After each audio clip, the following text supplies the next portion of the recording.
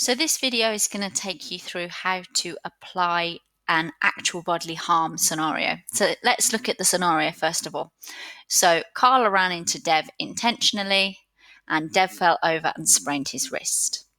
So you're going to identify the offence, and at this stage you have to give me the full definition, so the full section and name of the offence and the act. So we're looking at section 47, assault occasioning actual bodily harm, contrary to the Offence Against the Person Act 1861, and you're going to want to mention that the maximum sentence is 5 years. Now, to correctly deal with an ABH question, you first have to deal with the initial offence, so either assault or battery. So we're going to identify that it's a battery because Carla runs into him, and state that the actus reus of battery is the application of unlawful force.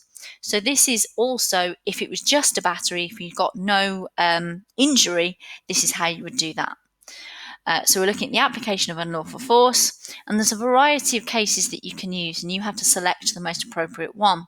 So Fagin, battery is carried out with a weapon, so in that case it was a car.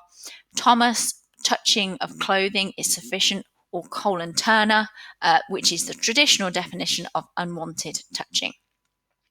And we apply to the scenario by saying, Carla ran into Dev, applying unlawful force. Simple. Moving on to the mens rea, it's intentional recklessness to apply unlawful force.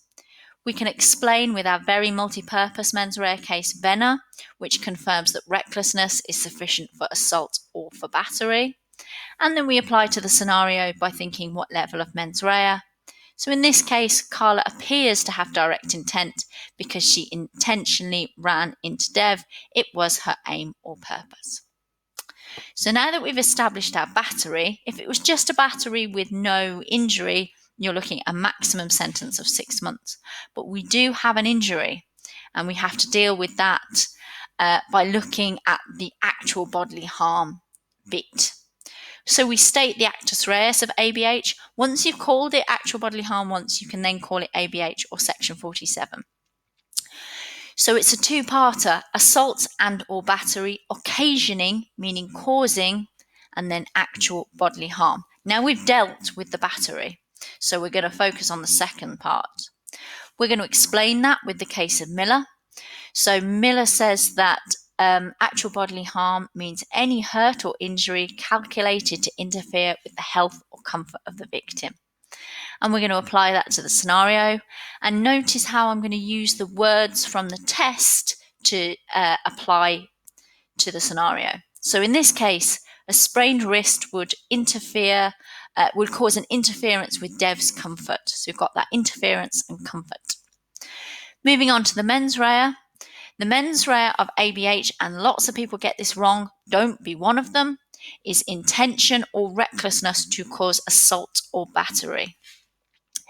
And this is explained in the case of Savage, which states that no foresight of injury is required.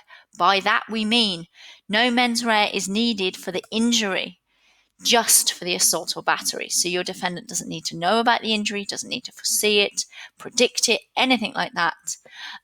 They just have to have intention or recklessness for your assault or battery.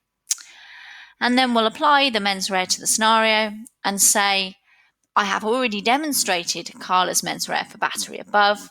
Nothing further is needed. And therefore you can conclude that it appears on the facts that Carla is likely to be held liable for section 47, assault occasioning actual bodily harm.